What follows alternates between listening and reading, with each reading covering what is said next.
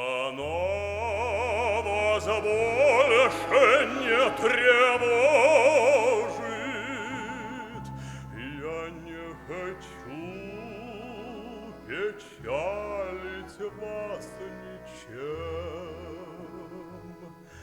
Я вас любил безмолвно, безнадежно, то робостью, то ревностью томим.